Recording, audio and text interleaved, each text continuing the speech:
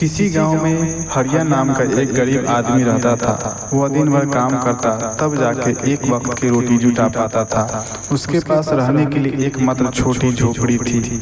उसकी एक बेटी थी जिसका नाम चंचला था। वह बहुत चालाक लड़की थी।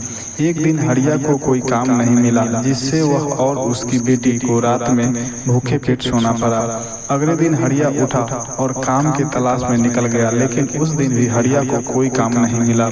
हरिया मुंह लटकाए अपने घर पहुंचा तो उसकी बेटी चंचला उसे देखते ही समझ गई आज भी पिताजी को कोई काम नहीं मिला है। तभी अचानक उसके दिमाग में एक आइडिया आया। उसने अपने पिताजी से कहा, पिताजी आप क्यों ना राजा से जाकर थोड़ी जमीन खेती करने के लिए मांगे। अगले दिन सुबह होते ही हरिया राजा के दरबार में पहुंचा। उसने राजा को अपना सारा हाल बतलाया और कहा, राजा जी अगर आप थोड़ी सी जमीन हमें दे देंगे तो हम उसमें खेती करके अपना गुजारा कर लेंगे।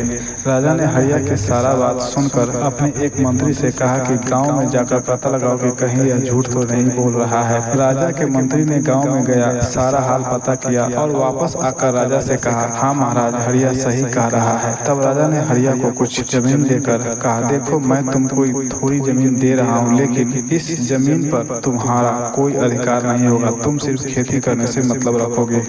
हरिया ने कहा, जी महाराज। हरिया खुशी खुशी घर आ गया और अपने बेटी के साथ खेती करने लगा। एक दिन हरिया खेत की जुताई कर रहा था। अचानक उसका हल एकदम से रुक गया तो हरिया ने देखा तो वहां से एक सोने की ओखली मिली।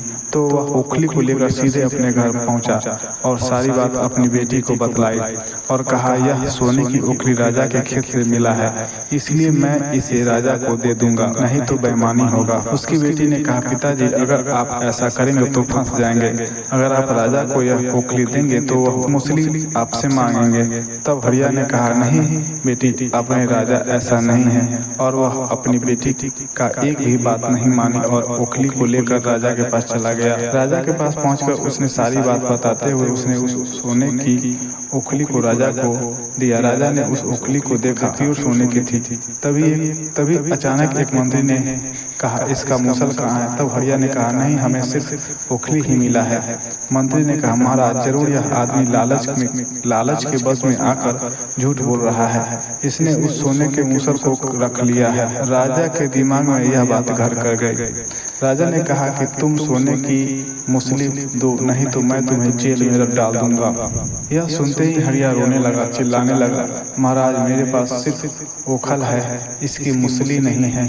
पर किसी ने उसकी एक नहीं सुनी और उसे जेल में डाल दिया गया। कई महीने बीत गए। एक दिन राजा उस जेल का निरीक्षण करने आया तो देखता है कि हरिया दीवार के सहारे बैठकर रो रहा है और कुछ बड़बड़ा रहा है। जब राजा उसके समीप से गुजरा तो हरिया रो रहा था और कह रहा था कि काश मैं अपनी बेटी की बात मान ली होती। इतनी बात सुनते ही राजा रुक गया। उसके समीप जाकर हरिया से पूछा, क्या कह रही थी तुम्हारी बेटी।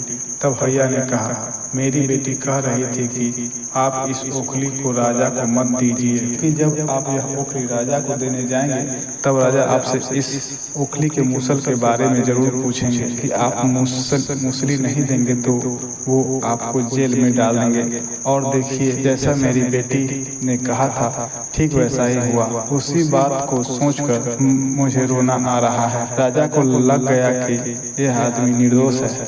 राजा ने हरिया को जेल से बाहर निकाल दिया और उसकी बेटी चंचला को बुलाया। उसने देखा कि उसकी बेटी बहुत होशियार है। राजा ने हरिया की बेटी को अपने राजघराने में एक कर्मचारी के रूप में रख लिया।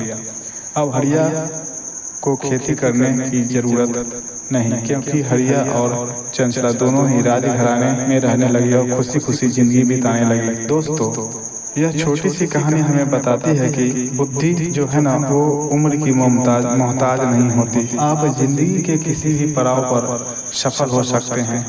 कोई जरूरी नहीं सफल होने के लिए आपको 50 साल 60 साल इंतजार करना पड़े। अगर आपके पास बुद्धिमत्ता है, दूरदर्शिता है तो आप जिंदगी के किसी भी पड़ाव में सफल हो सकते हैं।